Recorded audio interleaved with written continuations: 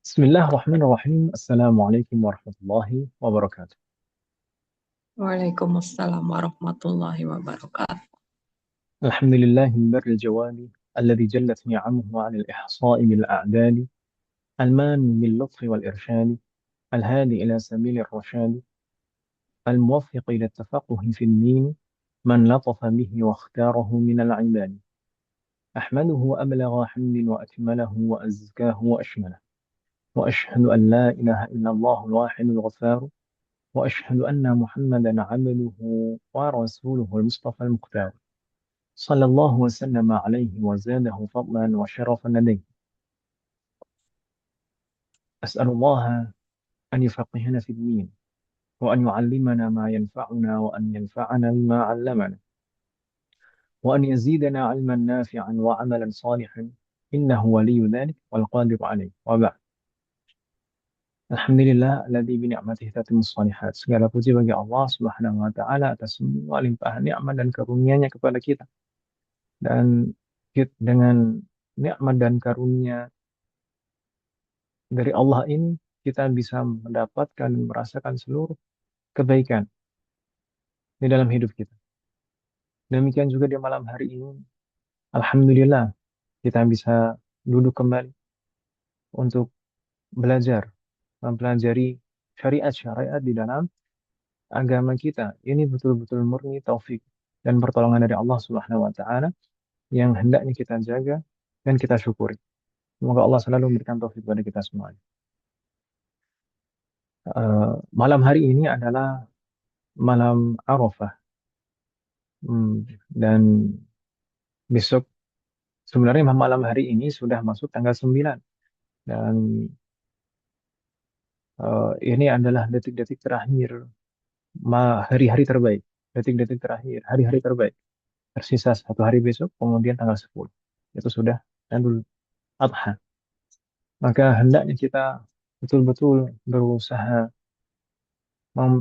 memperhatikan dan mengerahkan seluruh apa yang kita bisa untuk beribadah kepada Allah di waktu-waktu ini. Terutama besok, karena 10 hari pertama bulan Dzulhijjah yang paling afdal adalah waktu-waktu siang, dari mulai terbit matahari sampai terbenam matahari. Maka sebagaimana yang diajarkan Rasulullah, kita hendaknya memperbanyak taubat terlebih dahulu, karena sebagaimana dituturkan, disabdakan oleh Rasulullah, tidak ada hari yang mana Allah lebih banyak membebaskan orang-orang dari api neraka seperti di hari Arafah ini. Di hari Arafah, Allah paling banyak membebaskan dan mengampuni orang-orang dari dosa-dosanya dan membebaskannya dari api neraka. Kemudian Rasulullah juga mengajarkan kepada kita untuk memperbanyak membaca tahlil la ilaha illallah wahdahu la syarika lahul mulku wa lahul hamdu wa huwa ala kulli syai'in qadir. Dan tidak ada salahnya sebagaimana saya sampaikan di pekan yang lalu diikuti dengan adada khalqihi wa ridha nafsihi wa zinata 'arsyihi wa midada kalimat. Jadi meskipun kita tidak bisa berzikir sampai ribuan kali, setidaknya kalau kita tambahkan itu dan kita berusaha sekuat tenaga mengisi waktu kita dengan zikir itu, kita bisa mendapatkan pahala yang lebih besar dan lebih banyak. Dan hendaknya juga kita memperbanyak doa, doa dengan doa-doa yang terbaik, terutama uh, indal ashi, ketika waktu ashi. Ashi itu waktu setelah salat duhur sampai terbenam matahari. Waktu dari selepas sholat zuhur sampai terbenam matahari itu adalah waktu yang sangat mustajab di hari Arafah. Maka jangan lewatkan itu. Apalagi dalam kondisi berpuasa, kemudian memperbanyak doa, maka kondisi seseorang berpuasa, kemudian waktu di sore hari Arafah, itu terkumpul sebab-sebab diijabahi doa. Semoga Allah selalu memberikan taufik kepada kita semuanya dan menerima semua amal ibadah kita. Umat sekalian, saya sebelumnya menyampaikan minta maaf. Saya minta maaf. Saya tadi menyampaikan di BC di pengumuman, itu mungkin tertulis di sana uh, materi yang akan kita bahas malam ini adalah materi lanjutan pembahasan sholat Jumat, ya kan Ibu Senen? Mm-mm. Nah, Namun setelah saya pikir-pikir tadi, kemudian juga saya diskusikan dengan Uminya Ayub, kemarin di pekan lalu kita membahas Idul fikih Adha. udhiyah. Nah, bukan Ibu Senen, fikih kurban, Ya. fikih kurban. Sebenarnya pembahasan sholat Jumat ini sudah ada jeda memang sebelumnya, ya kan Ibu Senen? Sudah ada Iya. jeda, kemudian kemarin kita membahas fikih kurban, dan momentum yang paling dekat dengan kita adalah sholat Idul Adha. Ya kan Ibu Senen? Sholat Nah, Idul Ustaz. Adha. Eh, saya tadi sempat berpikir gimana ya, tapi nanti jadi terjeda. Akhirnya mungkin malam hari ini kita insya Allah akan membahas fikih sholat Id terlebih dahulu. Bagaimana Mas sekali? nggak Ya, bisa. Ustadz, nggak apa-apa. Saya juga tadi berpikir mau nanya-nanya seputar untuk Arafah sih sebetulnya gitu, karena Nah, ada hal yang ingin saya tanyain juga mengenai puasa. Barakallahu jami'an. Atau mungkin ada pertanyaan dulu. Afwan Ustadz, saya boleh tanya ya Ustadz? Bagaimana? Gini, satu, saya tadi eh, apa namanya Ustadz tadi bilang kalau misalnya apa namanya siapkan doa-doa terbaik sesudah zuhur sampai maghrib gitu ya Ustadz ya Nah, pada nah, 9 Arafah. Berarti kesimpulannya amalannya kita dengan orang yang di sana nih yang lagi wukuf di Arafah besok itu sama, cuman beda tempat doang gitu ya Ustadz ya. nah, Oh ya udah, saya dulu asli nggak ngira, saya pikir doa mustajab itu cuman yang hanya untuk orang yang enggak, sedang enggak, berwukuf di 9 Arafah itu. Ternyata kita pun enggak. itu ya. Dah, Nah, oke Ustaz. jadi itu tidak dikhususkan bagi jamaah haji, tidak. Oh iya. Tapi dimanapun Allah saat itu disebutkan di dalam riwayat Allah saat itu turun untuk mendengar doa-doa hamba. Nah, Ustaz. Nah. Allah. Ya Ustaz. Yang kedua Ustaz. Nah, Nah, perkara puasa. Saya cuman mau waktu itu kan kita pas waktu kita membahas masalah puasa, yang batal puasa itu eh, masuknya apa namanya benda ke dalam nah, jauh itu ya Ustadz ya. nah, setiap Kalau rongga yang setiap terbuka. rongga yang ada 6 atau berapa sih Ustadz, saya lupa, 6 atau 7 ya, 6 ya Ustadz yang jauhnya itu Jangan banyak-banyak, Om. 5 ya, berarti 5 ya, hore 5. Jadi apa saja jauh itu, eh, yang penting lubang yang apa, lubang yang saluran yang terbuka. Saluran yang terbuka memang betul-betul nampak terbuka, seperti kubul, Ah, dubur, ah. kemudian mulut, khaysum, dan telinga. Gitu ya. 5 saja, jangan Menurut banyak-banyak. mazhab berarti ini menurut mazhab Syafi'i ya Ustadz. Nah, menurut mazhab Syafi'i. Iya, karena kan kebalik ke Mahambali tuh yang soal hidung sama telinga Nah, sama mata ya Ustadz ya. itu perbedaan antara dalam mazhab Syafi'i dan mazhab Hambali. Kalau di dalam mazhab Syafi'i yang Mm-mm. membatalkan adalah rongga telinga, sedangkan Iya, mata tidak. iya, Sedangkan di dalam mazhab Hambali kebalikannya. iya Dalam jadi. mazhab Hambali saluran mata itu membatalkan, sedangkan telinga tidak. Nah, Ustadz. Nah, saya sih pengen nanya, kalau misalnya waktu itu kan pernah dibahas juga yang mengenai suntik dimasukkan ya suntik intravena ya Ustadz.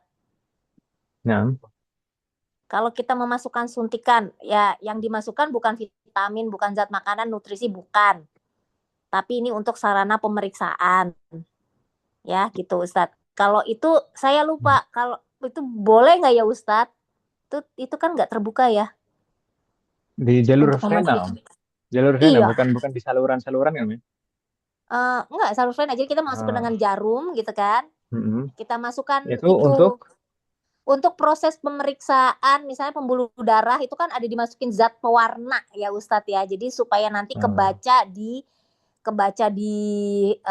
ya ronsenannya lah gitu atau CT scan-nya lah itu gitu loh.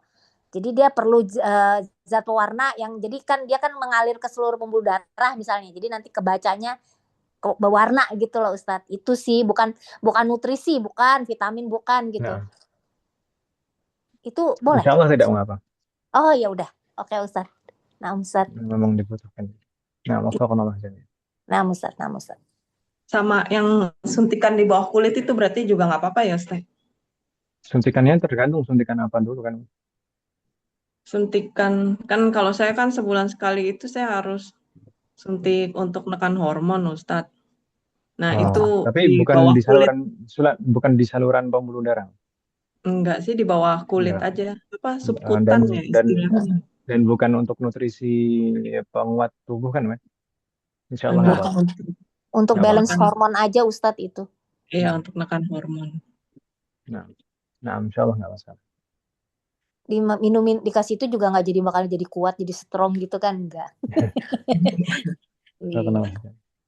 Oke Ustadz, makasih banyak Ustadz. Wafaqanallah jami'an. Ustadz. Tayyib.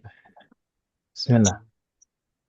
Kita masuk ke pembahasan sholat Id, pembahasan sekalian. Maka di sini sebenarnya ada beberapa poin pembahasan. Yang pertama adalah hukumnya. Kemudian yang kedua, waktunya. Dan yang ketiga, tata caranya. Kita bahas yang paling pertama terlebih dahulu, hukum sholat Id itu apa? Hukum sholat Id adalah sunnah mu'akkadah. Sunnah mu'akkadah. Ini menurut mazhab Syafi'i. Hukumnya apa masih kalian? Akadah. Nah, ini pendapat ini persis seperti di dalam mazhab Maliki. Jadi di sana ada kesepakatan dalam masalah ini antara mazhab Syafi'i dan mazhab Maliki bahwasanya sholat Id itu hukumnya sunnah muakkadah. Baik sholat Idul Fitri maupun Idul Adha. Itu ya misalnya. Sholat Id Al-Fitr atau Id Al-Adha. Kedua-duanya hukumnya sunnah muakkadah. Ini berbeda halnya dengan pendapat di dalam mazhab Hanafi dan Hambali. Di dalam mazhab Hanafi, sholat Id itu hukumnya wajib. Fardu ain. Wajib ain. Wajib setiap orang yang mukallaf. Sedangkan di dalam mazhab Hambali adalah wajibah kifaiyah. Maksudnya fardu kifayah. Fardu kifayah, maksudnya fardu kifayahnya harus ada yang menunaikannya. Kalau nggak ada yang menunaikan, dosa semuanya. Gitu. Apa sunnah sunnah apa Ustaz? Gimana? Jadi dalam mazhab Syafi'i dan Maliki, sunnah muakkadah. Sunnah muakkadah, sunnah yang sangat ditegaskan. Misalnya. Kemudian kalau di dalam mazhab Hanafi, fardu ain. Fardu ain berarti setiap orang wajib menunaikannya. Kalau di dalam mazhab Hambali, fardu kifayah. Oh. Faqanallahu jami'an. Nah, tentu masing-masing ada dalil dan argumennya. Adapun dalil secara umum yang menunjukkan bahwasanya sholat Id itu disyariatkan. Sholat Id disyariatkan adalah firman Allah Subhanahu wa taala, "Fasholli li rabbika wanhar." Fasholli li rabbika wanhar. Fasholli artinya tunaikanlah sholat. Maksudnya sholat apa di situ? Sholat Idul Adha. Makanya setelahnya wanhar, kemudian Berkurban. sembelihlah. Kemudian menyembelih hewan kurban kan itu, berarti fasholli di situ adalah sholat Idul Adha. Wafaqanallah jami'an. Dan juga banyak hadis dan riwayat dari Rasulullah terkait dengan pelaksanaan sholat Id. Yaitu yang menunjukkan disyariatkannya sholat Id. Adapun yang menunjukkan bahwasanya sholat Id itu hukumnya sunnah, sunnah muakkadah bukan fardu ain adalah sabda Rasulullah SAW ketika ditanya hal alayya ghairuha apakah ada kewajiban salat yang lain selain 5 waktu bagiku? Nah, qala, maka Rasulullah menjawab, la illa an tatawwa. Tidak ada kewajiban yang lain kecuali adalah tatawwu. Tatawwu maksudnya salat sunnah. Berarti selain salat fardu 5 waktu, yaitu nanti salat sunnah hukumnya. Untuk sholat Jumat bagaimana? Sholat Jumat, nah, ada dalil tersendiri memang sholat Jumat. Ya, ya kan Ibu Sunan? Katakan Hmm. Allah Jalla. Dan naam, dalil ini menunjukkan bahwasanya sholat Idul Fitri dan Idul Adha itu adalah sunnah. Tapi apa yang menunjukkan bahwasanya itu sunnah muakkadah? Muakkadahnya dari mana? Muakkadahnya dari bahwasanya Rasulullah tidak pernah meninggalkan sholat Id semasa hidup beliau. Begitu ya Ibu Sunan? Wadah Mahat? Waduh. Ya, iya. Uh, jadi itu hukum menunaikan sholat Id, baik Idul Fitri maupun Idul Adha. Kalau dikatakan hukum sholat sunnah, hukum sholat Idul Fitri dan Idul Adha itu adalah sunnah muakkadah ini berlaku kepada siapa saja. Apakah ada eh, ketentuan-ketentuan seperti di dalam sholat Jumat? Yang mana di dalam sholat Jumat kita tahu di sana ada syurutul wujub. Ada orang-orang tertentu yang diwajibkan untuk melaksanakan sholat Jumat, ya kan Ibu Senin ya? Maka jawabannya sholat Idul Fitri dan Idul Adha itu tidak ada kaitannya dengan syarat wajib sholat Jumat. Dalam artian meskipun wanita itu boleh hadir sholat Jumat, meskipun anak kecil yang belum mumayyiz itu nggak masalah sholat Jumat, tetap mendapatkan berlaku hukum sunnah muakkadah. Itu hukumnya sama. Tidak berbeda antara laki-laki dan perempuan, dewasa dan anak-anak, termasuk juga musafir maupun yang mustautin atau muqim. Gitu ya usilannya. Hmm. Nah, mungkin ada pertanyaan lagi yang lain. Apakah sholat Id itu harus berjamaah?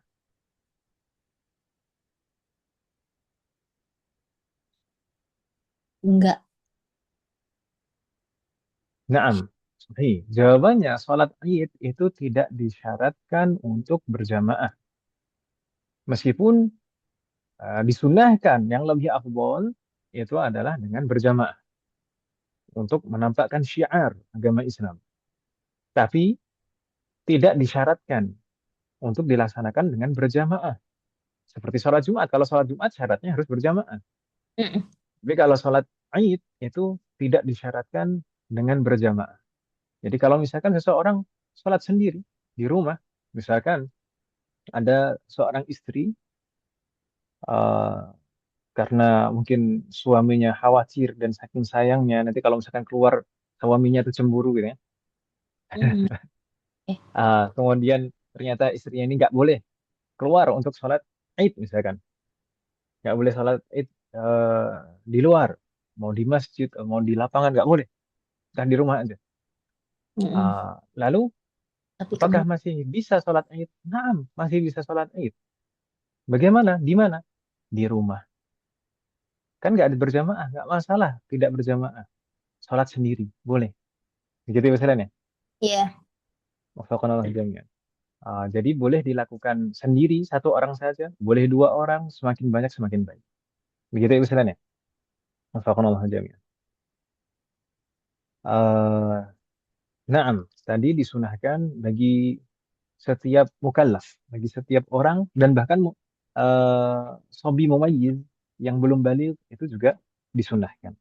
Dan dianjurkan kepada orang tua yang memiliki anak-anak yang sudah mumayyiz untuk mengajak anaknya menghadiri sholat Id. Dan mereka akan mendapatkan pahala nanti insya Allah. Sebagaimana juga orang tuanya yang mengajaknya juga akan mendapatkan pahala. Tapi harus dikondisikan, Ibu Sena, dengan pahami. Iya. Atau kalau jaminan. Adapun eh, seorang wanita yang sudah bersuami, maka di sana ada ketentuan-ketentuan untuk menghadiri sholat Id, seperti menghadiri sholat berjamaah. Yang pertama harus dengan izin suami. Kemudian eh, dengan pakaian atau mengenakan pakaian yang tidak menimbulkan fitnah, tidak terlalu menarik perhatian gitu ya Ustaz. Sudah pakaiannya biasa saja, sederhana saja. Kemudian tidak menggunakan wewangian. Maka tiga syarat itu. Seorang wanita, terutama untuk yang sudah bersuami, kalau ingin menghadiri sholat Id, maka hendaknya memenuhi tiga persyaratan itu. Mendapatkan izin dari suaminya, kemudian tidak menggunakan pakaian yang terlalu menarik perhatian, menimbulkan fitnah, dan yang ketiga tidak menggunakan pewangian. Sehingga khawatirnya apa itu semuanya? Khawatirnya adalah menimbulkan fitnah itu sebenarnya. Ilah. Begitu Ustaz ya? Bisa Ustaz. difahami maksud saya, Muhammad? Naam. Insyaallah Ustaz. Paham, Ustaz. Insyaallah. Nah, wafaqanallah. Jayyid. Mungkin ada pertanyaan. Sebenarnya sholat id itu yang lebih afdal di mana? Sebenarnya sholat itu tuh dilaksanakan dimanapun boleh. Oh, Jadi nggak ada misalkan kalau dilaksanakan di sini jadi bid'ah. Yang penting tidak dilaksanakan di tempat-tempat kotor. oke. Itu ya misalnya. Tapi kalau terkait dengan afdholiyah, kalau di dalam mazhab Syafi'i, yang lebih afdol adalah di masjid.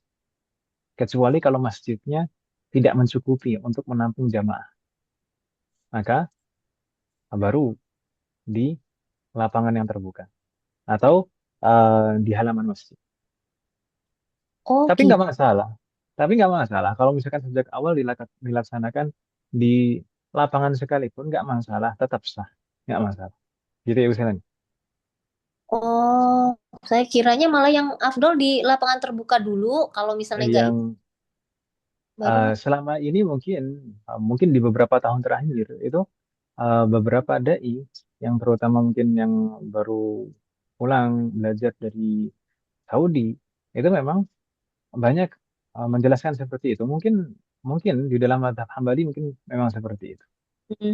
Tapi kalau di dalam mazhab Syafi'i memang yang lebih afdal adalah di masjid. Makanya tidak heran eh, orang-orang kita di Indonesia dan juga termasuk pondok-pondok pesantren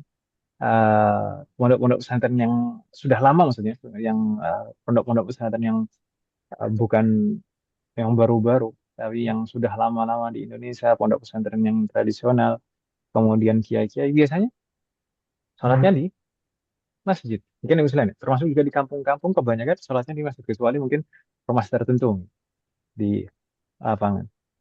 Ah, apakah mereka itu berarti melaksanakan bid'ah? Atau apakah mereka berarti tidak paham syariat? Bukan seperti itu.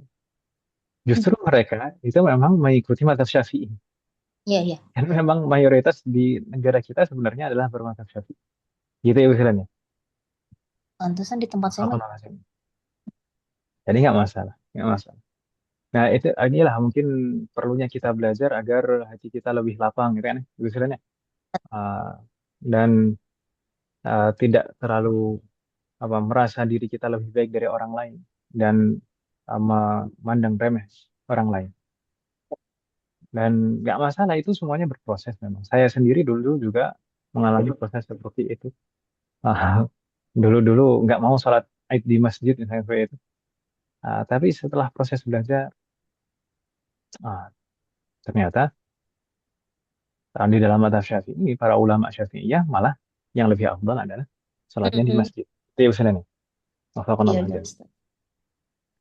Tapi nggak masalah. Mau sholatnya dilaksanakan di masjid atau di lapangan sama-sama lebih afdal. Apalagi kalau misalnya bisa dijadikan satu, maka itu lebih afdal lagi.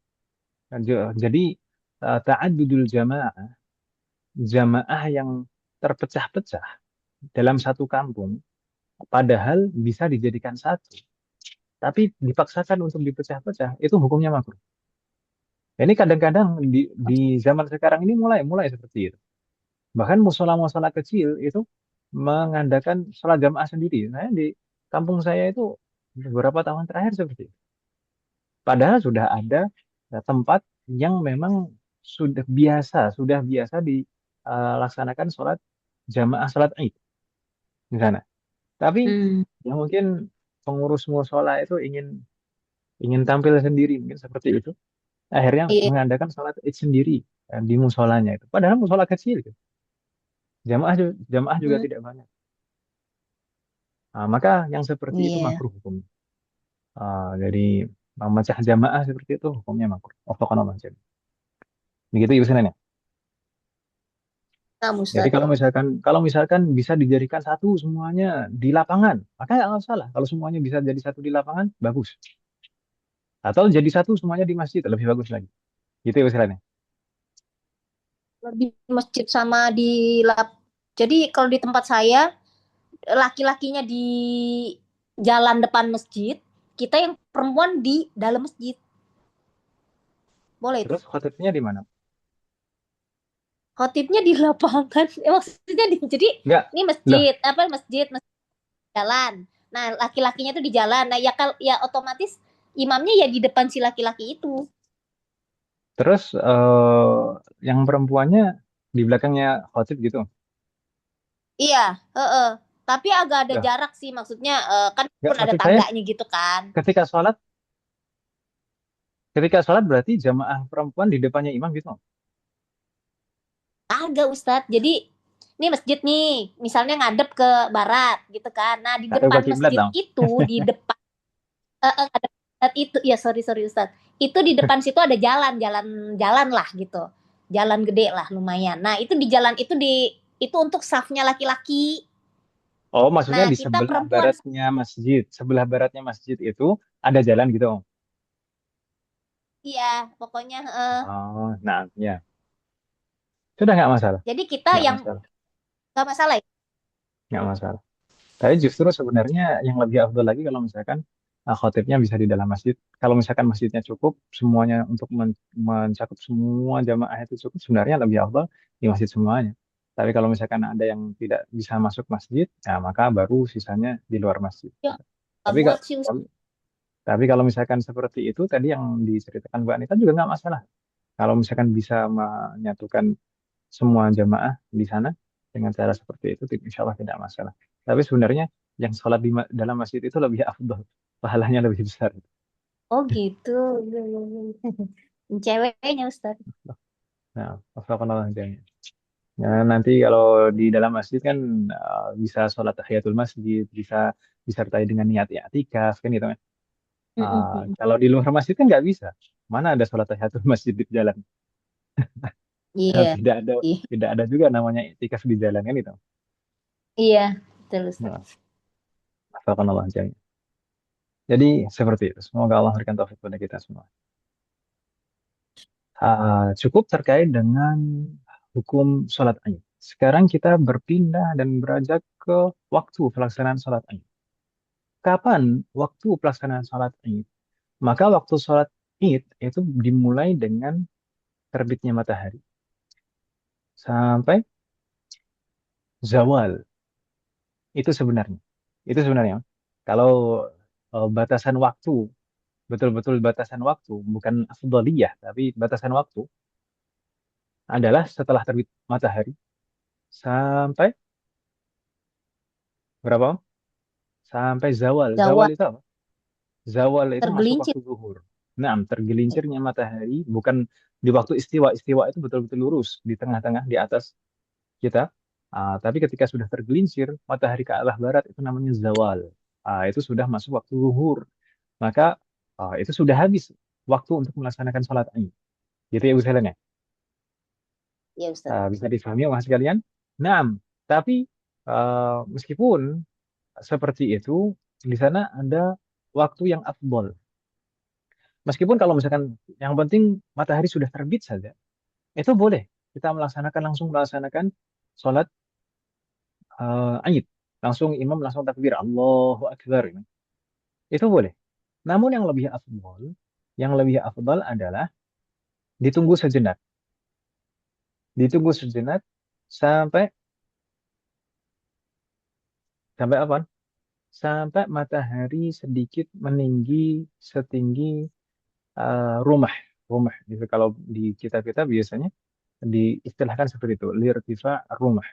Rumah itu sebenarnya artinya tombak, tapi kalau dihitung dengan eh, hitungan panjang, maka rumah itu adalah sab'atu adru. Sab'atu adru, 7 dhira'.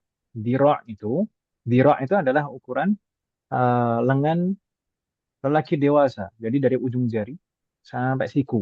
Itu namanya dhira', atau kalau kita bahasanya hasta gitu ya istilahnya. Mm-mm.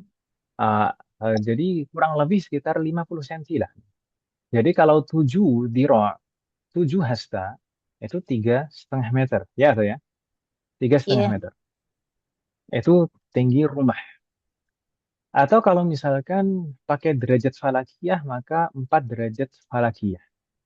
Atau kalau misalkan kita hitung menggunakan waktu, berapa menit setelah terbit matahari, kita menunggu berapa menit, maka kurang lebih antara 16 sampai 20 menit.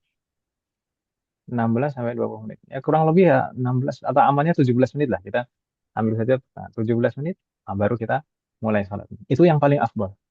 Itu ya misalnya. Bisa dipahami mas kalian?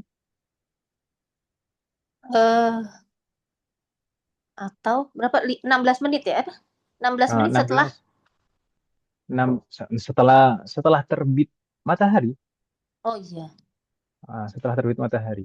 Meskipun sebenarnya kalau di dalam mu'tamad mazhab Syafi'i, kalau misalkan asal matahari sudah terbit saja, itu sudah boleh melaksanakan sholat Id dan sah. Namun disunahkan, dianjurkan menunggu sejenak, sekitar kurang lebih 16 sampai 20 menit baru dilaksanakan. Karena memang di sana ada pendapat yang lain yang tidak membolehkan dan mengatakan tidak sah kecuali setelah setelah matahari sedikit meninggi. Kurang lebih 16 menit itu tadi. Gitu, Ibu Selena. Iya ya, usah kayaknya di Jawa lebih cepet sholatnya ya. Jawa mana? Maksudnya waktu itu tahun lalu saya sholat Idul Adha di Jogja. Kayaknya masak Nah. belum jam 6 udah kelar. Iya, Mungkin, beda mungkin, sama di sini. mungkin itu Oh, mengambil, mungkin itu tidak mengambil pertama, itu tidak mengambil atau tidak apa namanya berpegang dengan pendapat ini, tapi mengikuti penjelasan setelahnya. Ada penjelasan lain setelahnya. Kalau di oh, dalam sholat Idul Fitri, kalau di dalam sholat Idul Fitri itu dianjurkan untuk mengakhirkan, sedikit mengakhirkan, gitu ya, sedikit oh mengakhirkan. iya. Kenapa? Kenapa sedikit mengakhirkan? Ngebagiin zakat fitri kali. Sahih.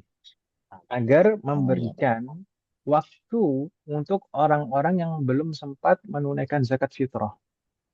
Agar bisa menunaikan zakat fitrah. Karena selama belum dilaksanakan sholat Id itu masih sah zakat fitrahnya. Gitu ya Ustaz. Iya, iya, iya. Nah, maka kalau bagi imam sholat Idul Fitri, maka hendaknya sedikit diakhirkan. Tapi untuk sholat Idul Adha, maka hendaknya disegerakan. Kenapa? Agar nanti bisa segera untuk menyembelih Potong hewan kambing. kurban. Nah, Iya. sahih. Nah, meskipun seperti itu, bukan berarti ini bertentangan penjelasan ini. Tetap maksudnya bersegera itu tetap menunggu matahari sedikit tinggi gitu. Disunahkannya. Gitu ya usulannya. Jadi Iya, bukan iya. berarti disegerakan terus kemudian tidak mengambil sunnah yang pertama, tidak. Dua-duanya tidak bertentangan. Bersegera itu maksudnya tetap ketika matahari sudah sedikit meninggi. Barakallahu fiik. Iya, lagian biar nggak kelamaan puasanya juga. Wafaqanallah jami'an. Lalu bagaimana kalau misalkan seseorang, misalnya di waktu itu, di tanggal 10, misalkan Dzulhijjah, misalkan dari mulai terbit matahari sampai zawal, itu ternyata dia tidak bisa sholat, tidak sempat sholat. Entah itu dia ketiduran, Entah karena sebab-sebab yang lain lah. Yang penting dia tidak sholat di waktu itu. Lalu apa yang harus dia lakukan? Masih boleh baginya untuk mengqadha. Masih boleh baginya untuk mengqadha. Begitu ya misalnya. Karena di sana ada kaidah yusannu qada'un naflil muaqqat wa in kharaja waqtu atau in kharaja waqtu. Jadi disunahkan untuk mengqadha salat-salat sunnah yang memiliki waktu, yang ada batasan waktu. Ketika waktunya sudah berlalu. Begitu ya usulannya. Mm-mm. Subhanallah. Maka kalau misalkan sudah berlalu sholat Id, kemudian ternyata waktu sholat itu maksudnya dari terbit fajar sampai zawal, sudah masuk sholat duhur misalkan, tadi belum sempat sholat Id, maka tidak masalah di qadha. Qadhanya qadha sholat apa? Ya sholat Id. Tidak seperti sholat Jumat. Kalau sholat Jumat misalkan berlalu, terlewat, ya qadhanya jadi duhur, qadhanya kan itu misalnya. Wafaqanallah jami'. Kemudian juga ada sunnah-sunnah yang lain di sana. Kalau sholat Idul Fitri, maka disunahkan untuk eh, makan sebelum berangkat atau bahkan saat berangkat di perjalanan disunahkan untuk makan. Yang paling afdal adalah makan kurma dan lebih afdal lagi kalau jumlahnya ganjil. Tapi kalau Hmm. sholat Idul Adha, kalau sholat Idul Adha hendaknya Puasa. hendaknya menahan diri dari makan, termasuk minum juga. Nah, itu kalau sholat Idul Adha, hendaknya menahan diri dari makan dan minum sampai kapan? Sampai ditunaikannya sholat. Jadi kalau misalkan sudah sholat, kemudian saat khotib berkhutbah, nggak apa-apa, makan nggak apa-apa. Sambil, kan mungkin panas, kalau yang di luar itu, di lapangan, panas, sambil minum nggak apa-apa. Nggak masalah, tidak makruh. Iya. Yang penting tetap eh, sambil mendengarkan dan menyimak khotib, bukan sambil ngobrol dan ngopi. Nah, Ustaz. Wassalamualaikum warahmatullahi wabarakatuh. La ilaha illallah. Kan dan juga di sana ada sunnah-sunnah yang lain seperti misalkan mengambil jalan yang berbeda antara jalan berangkat dan jalan pulangnya. Jalan berangkatnya hendaknya mengambil jalan yang lebih jauh, sedangkan pulangnya hendaknya mengambil jalan yang lebih dekat seperti itu. Itu di antara sunnah-sunnah. Nah, berikutnya terkait dengan tata cara. Sebelum kita masuk ke tata cara, apakah ada pertanyaan mas sekali?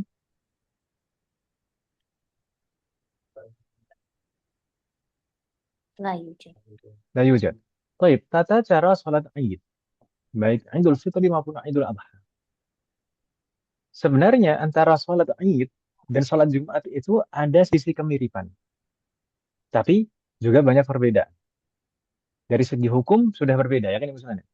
Dari segi siapa saja yang eh, diwajibkan atau dianjurkan untuk melaksanakannya itu juga berbeda.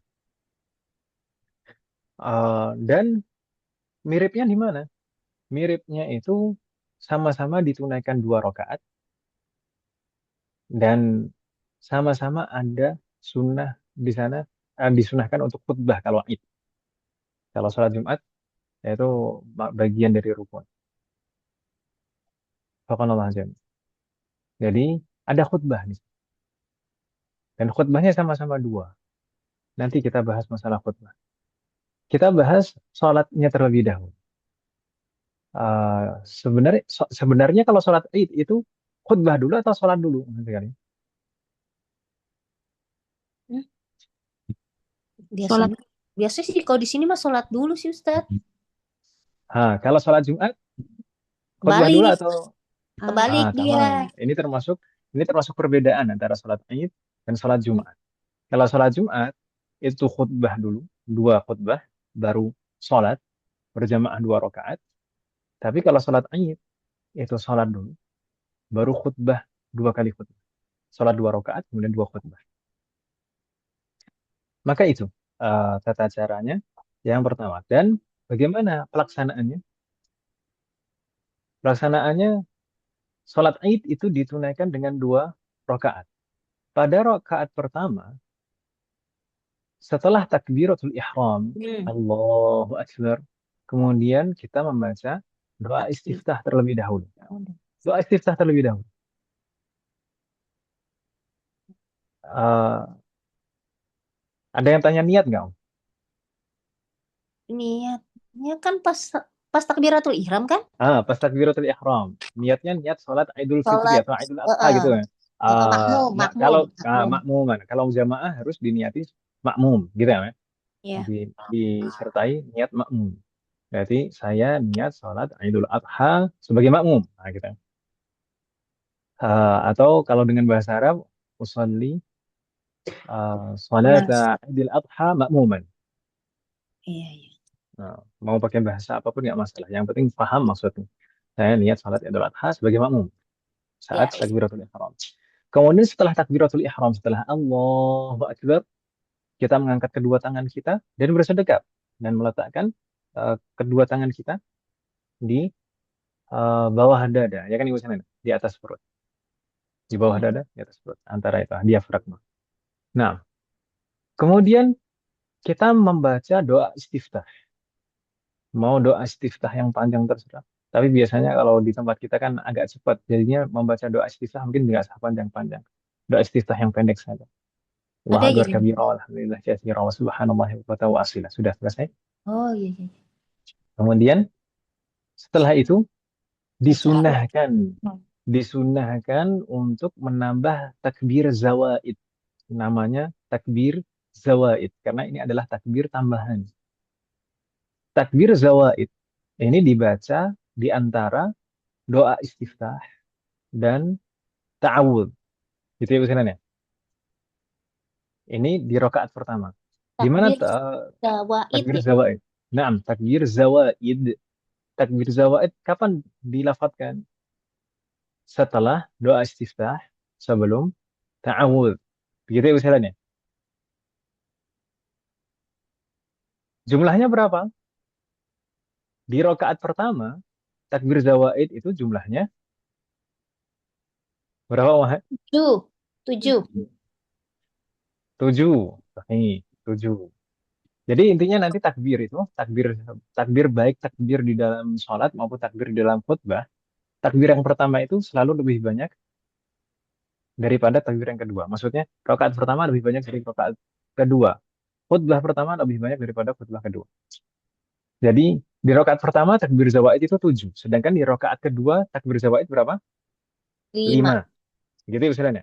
Ingat, 7, Iya, Pak. 5. Mungkin kadang-kadang kita eh, karena sholat Id itu tidak setiap hari, tapi setahun 2 kali. Tapi kalau misalkan Idul Adha masih jaraknya masih tidak terlalu panjang lah antara Idul Adha dan Idul Fitri. Jadi masih baru 3 bulan yang lalu kan ya. Masih agak-agak ingat insya Allah.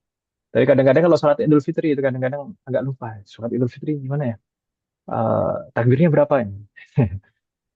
Bahkan ketika jadi imam kan kadang-kadang ada kejadian-kejadian imam yang Lebih. lupa. Lupa. Ada yang lupa kadang-kadang tidak membaca takbir zawaid. Oh, ada ya. Ada misalnya setelah Allahu Akbar doa istiftah kemudian langsung Alhamdulillahi Rabbil Alamin atau Bismillahirrahmanirrahim Alhamdulillahi Rabbil Alamin langsung Al-Fatihah. Itu bagaimana hukumnya? Apakah tidak sah atau harus mengulangi dari takbiratul ihram lagi atau bagaimana? Kan sunnah. Kan sunnah sahih. Maka tetap sah sholatnya. Ah, kita sebagai makmum itu juga harus paham itu.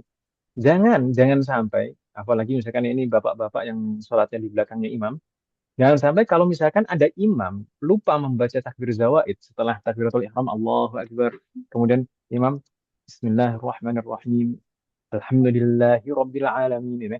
Kemudian ada bapak-bapak yang di belakang imam, Subhanallah, gitu. Loh, Subhanallah ini bagaimana? Maksudnya apa? Kan itu sunnah. Nah, kan gitu ibu sunnah. Terus maksudnya Bang, setelah Al-Fatihah suruh balik takbir lagi. Tidak, kalau sudah masuk membaca Al-Fatihah, maka sudah lewat waktunya, sudah berlalu hukum sunnah melafadzkan takbir zawaid. Jadi Zawaid. sudah tidak disunnahkan lagi, sudah terlewat waktunya. Jadi nggak boleh lagi balik lagi setelah Al-Fatihah kemudian balik lagi ke takbir zawaid. Kalaupun misalkan dia balik lagi ke takbir zawaid, maka tidak akan mendapatkan pahala sunnah. Karena sudah berlalu waktu. Gitu ya Bu Sinan ya? Iya Ustaz. Wafaqanallah jami'an. Yang menjadi masalah, yang menjadi masalah adalah kalau yang nggak paham adalah imamnya. Apa? Kenapa Ustaz?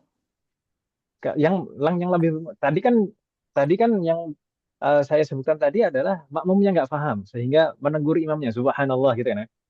Oh iya iya iya iya. Uh, yang lebih bermasalah lagi kalau misalkan imamnya yang nggak paham. Ketika misal contoh imamnya nggak paham ketika dia lupa membaca takbir zawaid, kemudian di akhir dia menambahkan dengan sujud sahwi. Hmm. Atas dasar apa sujud sahwi di sana? Itu bukan Iya. rukun, bukan juga sunnah ab'ad. Maka kalau misalkan dia melakukan sujud sahwi di sana, maka justru malah membatalkan sholatnya. Lah, terus kita gimana? Ya udah, ya udah, tetap sah sholatnya. Kalau misalkan tidak takbir zawaid kan itu sunnah, tetap sah sholatnya. Nggak usah diganti. Tidak itu tidak bisa diganti dengan sujud sahwi. Yang Oh, bisa diganti dengan sujud sahwi itu hanya rukun atau yang maksudnya bukan diganti. Kalau rukun itu disunahkan untuk sujud sahwi. Rukun harus tetap dilaksanakan dan nanti disunahkan untuk sujud sahwi. Yang digantikan dengan sujud sahwi adalah sunnah ab'ad. Sunnah ab'ad itu tidak banyak seperti tasyahud awal. Itu sunnah ab'ad. contoh. Uh, nah, tasyahud awal kemudian doa kunut itu adalah sunnah ab'ad yang bisa digantikan dengan sujud sahwi. Tapi kalau takbir zawaid pada sholat Id ini bukan sunnah ab'ad tapi sunnah biasa. Maka tidak bisa digantikan dengan sujud sahwi. Ketika imam misalkan karena ketidaktahuannya, ini sebenarnya musibah, imam nggak tahu nggak paham fikih. Iya, Kalau misalkan imam karena ketidaktahuannya kemudian dia udah sahur. melaksanakan sujud sahwi Heeh. karena tidak membaca takbir zawaid, maka batal sholatnya. Terus kita Kalau batal bagaimana? kalau kalau batal sholatnya imam ya batal semuanya. Ulangin Alah, lagi goblok sholatnya. deh. Ya elah, parah itu Ulangin lagi sholatnya. deh. Wafaqanallah jami'an. Itulah karena kenapa kok batal semuanya sholatnya? Karena kan kaidahnya khalalul ma'mum yatahammaluhul imam. Kekurangan pada sholatnya makmum itu akan ditanggung imam. Tapi Mm-mm. khalalul imam yatatarraquhu al makmum. Khalal pada imam atau permasalahan pada kekurangan pada sholatnya imam itu akan berdampak pada kurang atau masalah di sholatnya makmum juga. Jadi kalau Hmm. imamnya batal, maka makmumnya ikut batal. Dih. Makanya imam itu tanggung jawabnya berat. Yang lebih Iya. lucu lagi, misalnya, yang lebih lucu lagi kalau misalkan ketika imam sholat Id, takbir Allahu Akbar, kemudian lupa membaca takbir zawaid, kemudian dia membaca Al-Fatihah, sudah Alhamdulillahi Rabbil Alamin. Terus di belakangnya Subhanallah.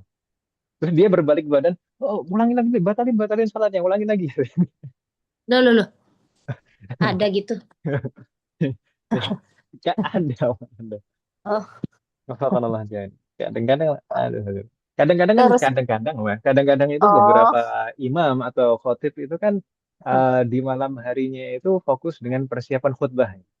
oh iya iya Jadi, iya. jadi kadang lupa sholatnya gitu. Itu maka imam harus disertifikasi mungkin. Jadi ya mungkin dia maklumnya namanya manusia lah. Tapi ya harus paham lah. Harusnya bagaimana? Kalau misalkan lupa, ya sudah, nggak masalah. Gitu. Kalau sudah masuk di Al-Fatihah, maka tidak bisa balik lagi. Sudah berlalu waktunya. Gitu ya Bu Sinan ya? Maafkanallah jami. Tapi Iya. kalau misalkan sebagai makmum tidak masalah. Kalau misalkan imam tiba-tiba lupa takbir zawaid, kemudian makmum ingat, maka makmum laksanakan takbir zawaid sendiri tidak masalah. Seperti Oh, halnya doa kunut. oh Betul ya? gitu. Nah, karena Hmm. seperti lafaz-lafaz sunnah yang lain, seperti misalkan ketika imam sudah Al-Fatihah, kemudian kita masih membaca doa istiftah kan nggak masalah. Demikian juga takbir zawaid.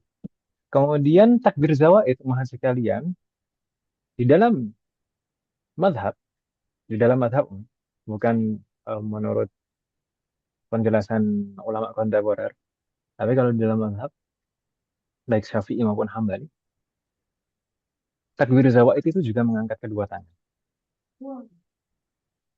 Takbir zawaid itu juga mengangkat kedua tangan. Jadi ketika kita takbiratul ihram mengangkat kedua tangan, Allahu Akbar, kemudian membaca doa istiftah, kemudian takbir zawaid di rakaat pertama 7 kali, itu juga selalu mengangkat tangan.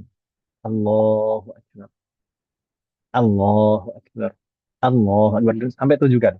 Gitu Ibu Sena. Jadi bukan hanya lafadznya saja di lisan Allahu Akbar, tapi juga disunahkan untuk mengangkat kedua tangan. Bisa difahami maksud saya, Umar? Halo?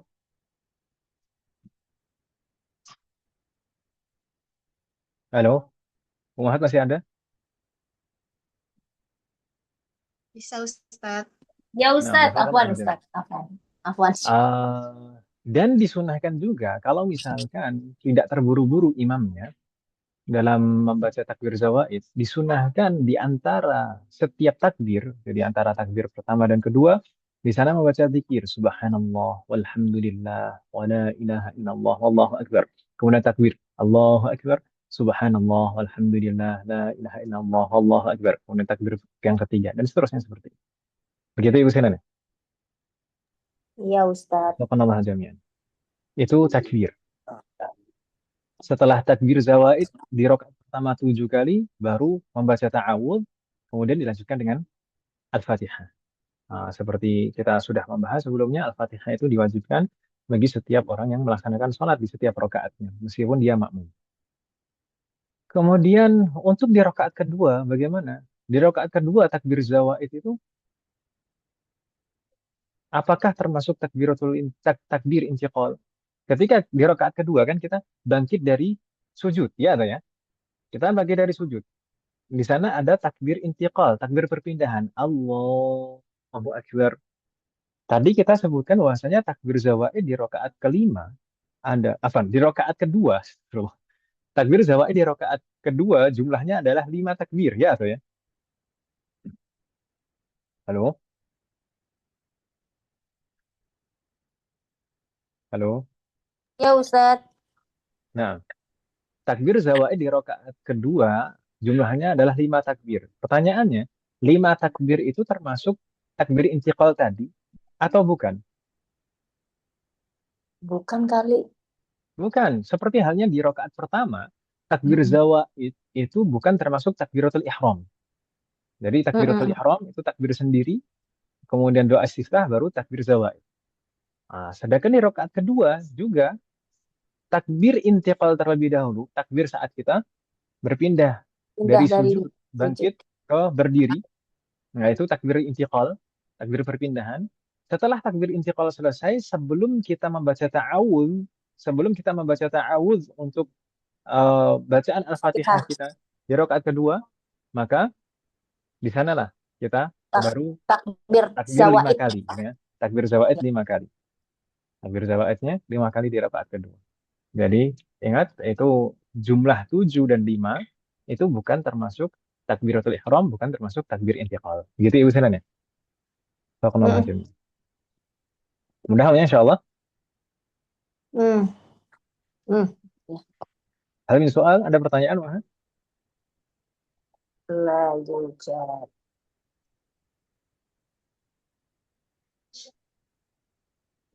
Yujad Ustadz. La yujad. Barakallahu fiikum.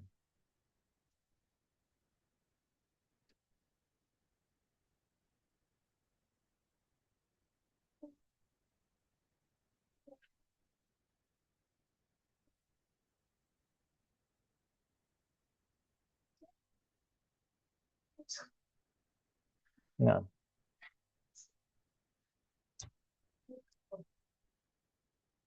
berikutnya, teman sekalian, setelah selesai sholat 2 rakaat, insya Allah mudah kan, Weh? Dan tadi tata caranya sudah, Weh?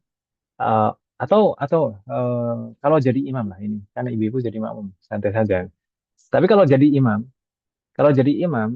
di sana memang ada surat-surat tertentu yang disunahkan untuk dibaca. Sebenarnya kalau di dalam mazhab Syafi'i, yang lebih dianjurkan adalah di rakaat pertama itu membaca surat Qaf. Di rakaat pertama Qaf, membaca surat surat Qaf. Qaf. Nah, Sunnah. terus kemudian di rakaat kedua membaca surat Al-Qamar. Iqtarabatis sa'atu wansyaqqal qamar. Nah, itu sebenarnya. Tapi kalau misalkan kepanjangan, tidak mengapa seperti kebanyakan imam di tempat kita biasanya di rakaat pertama membaca surat Al-A'la. Al-A'la. Sabbihisma rabbikal a'la. Kemudian Ya, di rakaat kedua Al-Ghasyiyah membaca surat Al-Ghasyiyah. Itu sudah sepertinya sudah paket.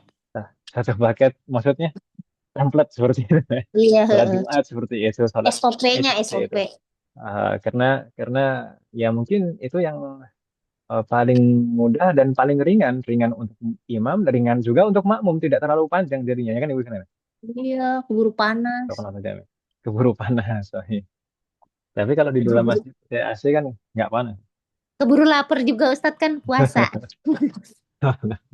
Ntar Ya, kambing-kambingnya waffaqallahu ngamuk, kasihan kambingnya.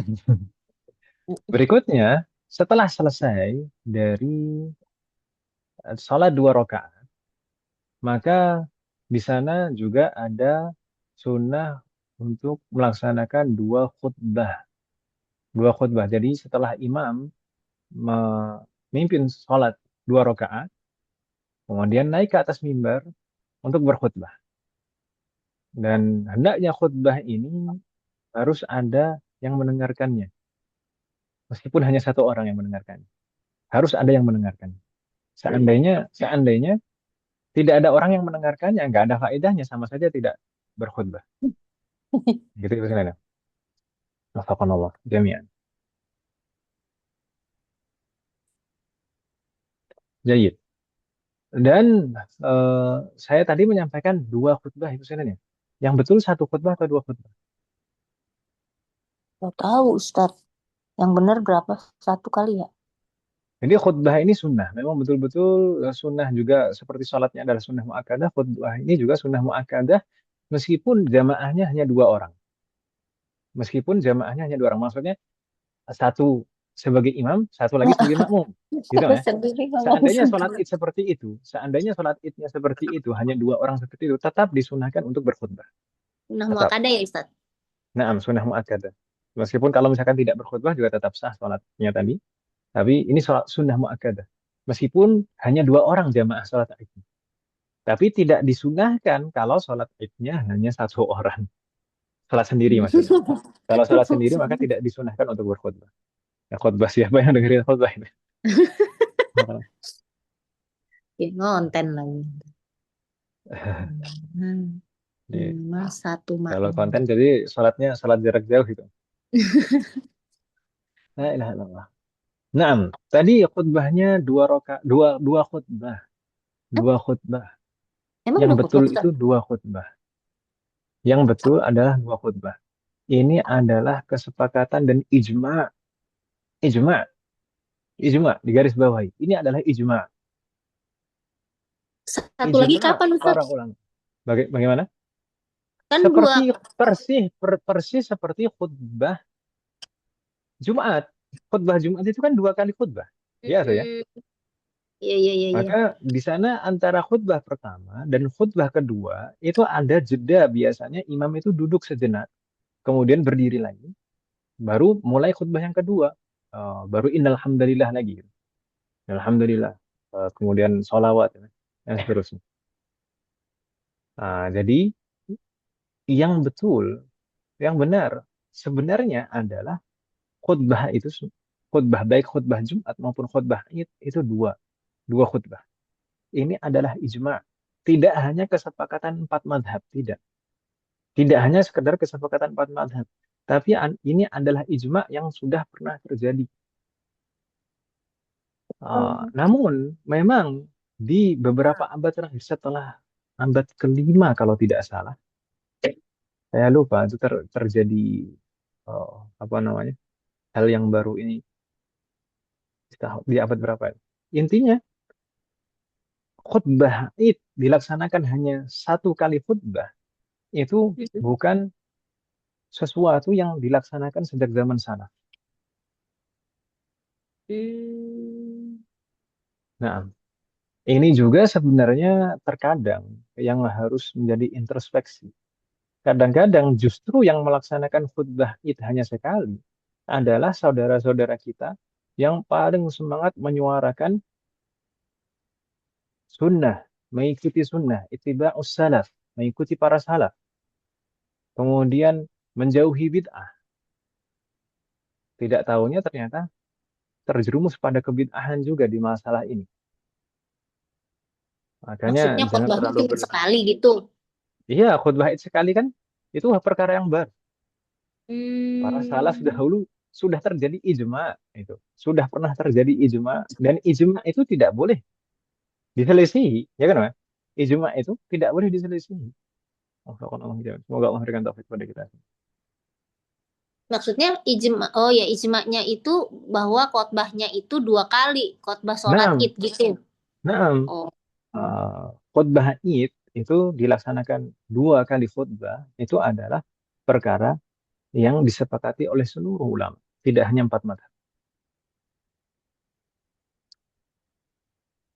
kata Jadi kalau kalau khutbah Id atau hanya sekali sebenarnya itu adalah kesalahan. Nah, terus jadi sekali bagaimana tuh? Ya, ya mudah-mudahan tetap dapat pahala meskipun cuma setengah itu. Ih, gimana Ustaz kalau memang emang ijma itu gimana? Ya, ya sudah. Sebenarnya ya tidak bisa dianggap sebagai rangkaian khutbah. Karena misalkan khutbah Jumat ya, khutbah Jumat itu harus 2 kali kan. Kalau khutbahnya hanya sekali saja, ya nggak sah gitu kan khutbahnya. Sebenarnya seharusnya khutbah itu juga seperti itu. Apa Tapi saya ya, yang nggak lihat ya? Apa saya tapi nggak ya, lihat sendiri ya? eh, tapi beberapa ustadz dai, apalagi yang mungkin tidak terlalu perhatian dengan masalah fikih, mungkin mungkin memang bidangnya bukan fikih misalkan, karena memang bidangnya hadis atau bidangnya akidah atau Akidah. yang lain kan, Mm-mm. akhirnya tidak terlalu memperhatikan masalah fikih ini. Ya kita dapati memang kadang-kadang khutbahnya cuma sekali. Iya, iya, iya, iya, iya. Kalau maksudnya. Jadi kadang-kadang ibu-ibu mungkin di belakang gitu atau tertutup Iya, nggak ngelihat, jangan-jangan tertutup dipakai ini ada acara nggak duduk gitu. nggak lihat gitu. Tapi ya antara khutbah pertama dan khutbah kedua itu memang ada jeda sejenak. Dan permulaan khutbah kedua itu biasanya innal hamdalillah lagi. Maksudnya hamdalah Oh, lagi, kemudian sholawat lagi gitu ya. Seperti itu. Setelah jeda enggak itu sih, kagak hamdalah ada. lagi, kemudian sholawat lagi. Wafakonallah jami. Ih, Jadi belum seperti pernah itu. saya nunggu itu. Selama saya sholat id belum pernah. Ya, sholat id di sini, oh. Di pondok. Ya, Biar dimanapun khutbahnya loh dua Ustadz, kali. saya belum pernah dengar itu aja. Ya Kalau kalau sepengetahuan yang saya. biasanya, kalau yang kita dapati sholat-sholat di lapangan, itu kebanyakan khutbahnya sekali. Tapi kalau Hmm. misalkan yang melaksanakan sholat di masjid, itu biasanya khutbahnya 2 kali. Ini di masjid juga enggak sama. Ya, tapi tapi kalau masalah sholatnya di mana, tadi kan semuanya sah ya, insya Allah. Sah. Tapi Hmm. kalau masalah khutbah itu sebenarnya 2 kali. Khutbah Id itu sama seperti khutbah Jumat, 2 kali khutbah. Ya, atau kagak Dan sah itu dong sholatnya. dan itu perkara yang disepakati ijma, tidak hanya disepakati 4 mazhab, tapi ijma kesepakatan seluruh ulama. Adapun pelaksanaan khutbah Id yang hanya sekali, ini tidak sejak zaman salaf itu ada, tidak sejak zaman para pendahulu itu ada. Gitu ya Ber- Ustaz. Berarti enggak sah Ustadz. Ya khutbahnya kalau salatnya sah itu. Salatnya sah. Kalau khutbah itu sunnah. Oh, itu nggak satu kesatuan sama si sholatnya. Tidak, tidak. Kalau tapi kalau Kalau khutbahnya sholat Jumat satu kesatuan. iya, di sana ada kaitannya. Insya Allah di pertemuan berikutnya akan kita bahas itu nanti di antara Oh, ketentuan-ketentuan sholat Jumat. Di sana ada dua khutbah gitu ya.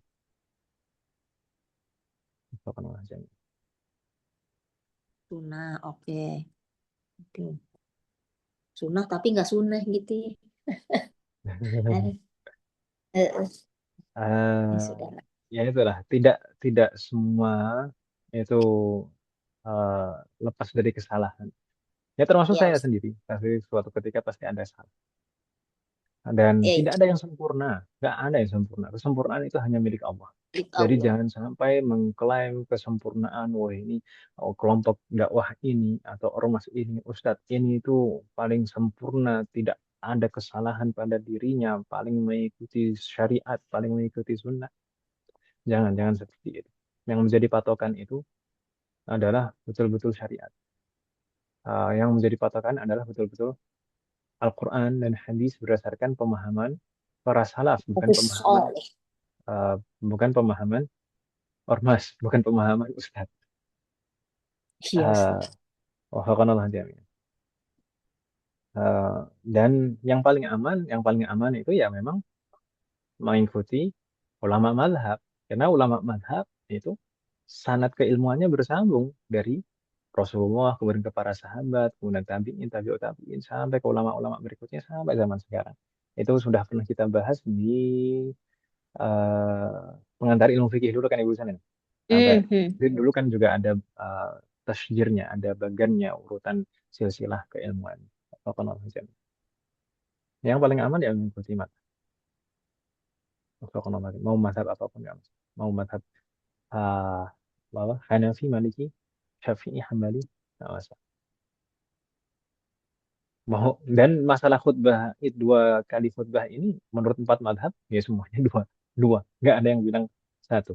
Ini bukan perkara khilaf yang mu'tabar, bukan khilaf yang bisa diterima karena sudah pernah terjadi ijma sebelum. Nah, Wafakanallah jami'an. udah Kemudian pernah. dua kali khutbah itu juga disunahkan untuk diawali dengan takbir. Oh, Khutbah pertama itu diawali dengan 9 takbir. Lebih banyak daripada sholat tadi kan Ibu Sudan ya? Kalau sholat tadi 7, 5. Kalau khutbah yang pertama diawali dengan 9 takbir, sedangkan khutbah yang kedua diawali dengan 7 takbir. Nah, tetap yang pertama lebih banyak daripada yang kedua. Ini khutbah ya. Kalau sholat tadi rakaat pertama 7, rakaat kedua 5. Tapi kalau khutbah pertama 9, khutbah kedua 7. Jadi Allahu Akbar, sebenarnya yang lebih afdal dipisah.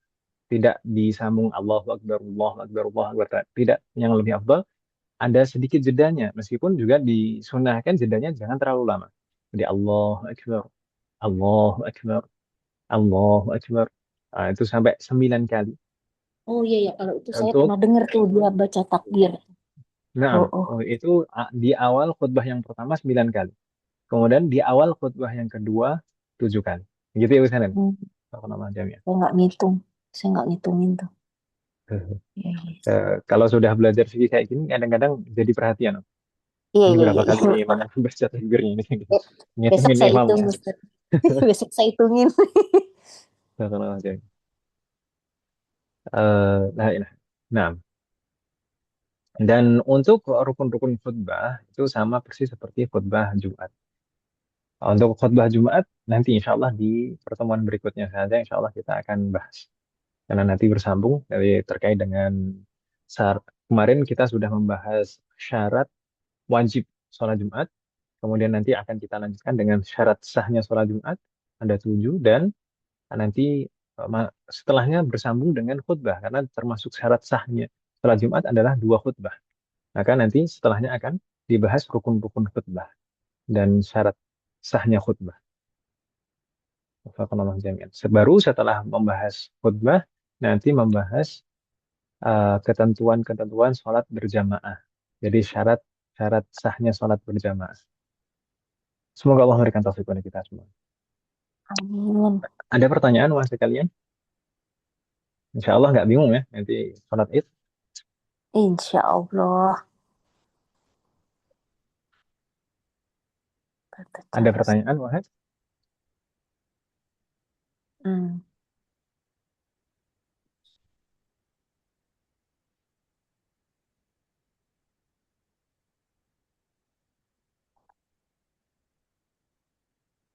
Mungkin malam hari ini saya tidak terlalu banyak menyebutkan nukilan-nukilan hadis karena memang mungkin biar tidak terlalu panjang. Semoga Allah memberikan taufik kepada kita. Amin.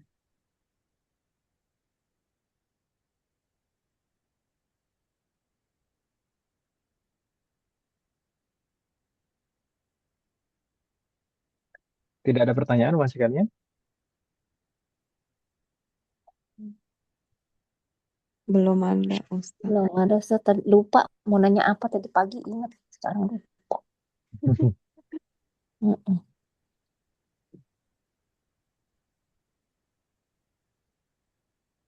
Ustaz, Afwan. Ya. Mau nanya yang ada hubungannya sama sholat sih. Itu yang kemarin itu yang kalau kita tasyahud akhir itu, bacaan tasyahud akhir itu termasuk rukun qauliyah termasuk ya Ustadz ya? Nah, tasyahud akhir itu rukun qauli. Berbeda dengan tasyahud awal. Tasyahud awal itu adalah sunnah ab'ad. Sunnah apa Ustadz? Ab'ad. Jadi Ab'ad. sunnah-sunnah di dalam sholat itu terbagi menjadi dua. Ada sunnah ab'ad, ada sunnah hayat. Bedanya apa antara sunnah ab'ad dan sunnah hayat? Sunnah ab'ad adalah sunnah yang bisa digantikan dengan sujud sahwi. Adapun sunnah hayat, sunnah yang tidak bisa digantikan dengan sujud sahwi. Nah, jadi kalau misalkan tadi tasyahud awal itu termasuk sunnah ab'ad, maka kalau misalkan lupa tasyahud awal, maka Tinggal sujud sahwi, bisa digantikan dengan sujud sahwi. Jadi kalau misalnya sebagai makmum, ingat makmum itu juga harus paham fikih, tidak hanya imam. Imam lebih lagi. Tapi makmum itu seharusnya juga paham fikih. Biar nggak bikin gaduh. Kadang-kadang makmum nggak paham fikih itu juga bikin gaduh. Nah, contohnya Ntar ketika subhanallah misalkan sendiri.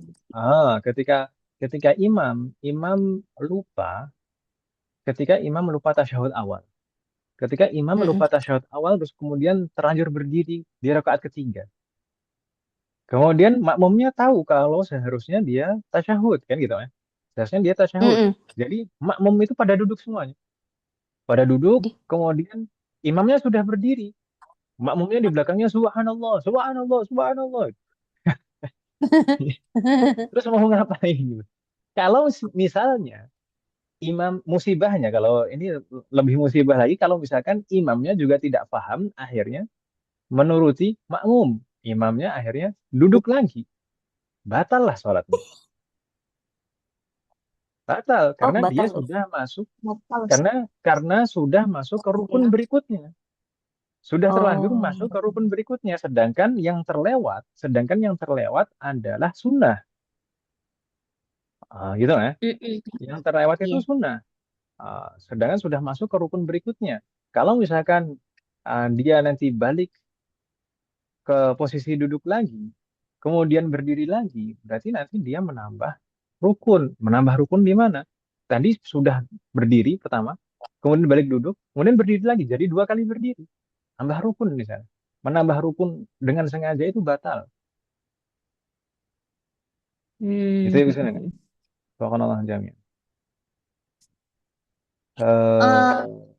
Yang Jadi bagaimana kalau tahta kondisi seperti itu? Kalau misalkan imamnya lupa, kemudian terlanjur berdiri, ya sudah ikuti berdiri. Gitu. Ikuti berdiri, makmum, ikuti imamnya berdiri. Kemudian nanti disunahkan di akhir sholat sebelum salam, itu untuk sujud sahwi, 2 kali sujud. Tapi ketika sujud, diingat harus niat untuk sujud sahwi. Jangan asal sujud gitu saja, tapi diniatkan untuk sujud sahwi. Supaya tidak membatalkan sholat. Nah, tapi kalau misalkan imam tidak sujud sahwi, misalkan lupa juga sujud sahwinya, tapi makmumnya ingat, ini harusnya sujud sahwi.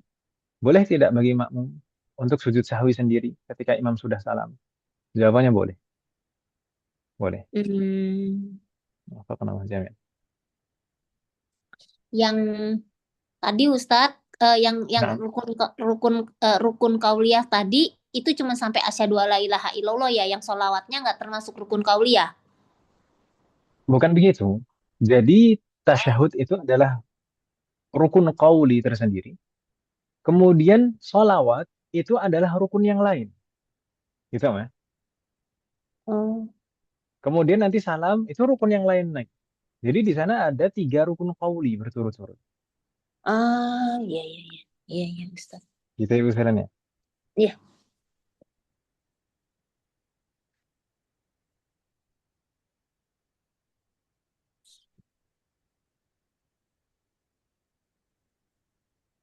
Ada Ya lagi itu yang pertanyaan?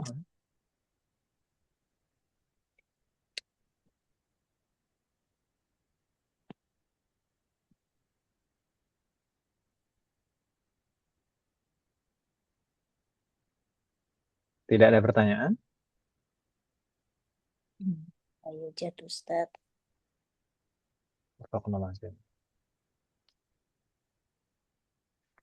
Kalau tidak ada pertanyaan, mungkin kita cukupkan dulu bagaimana, Mas? Ustadz.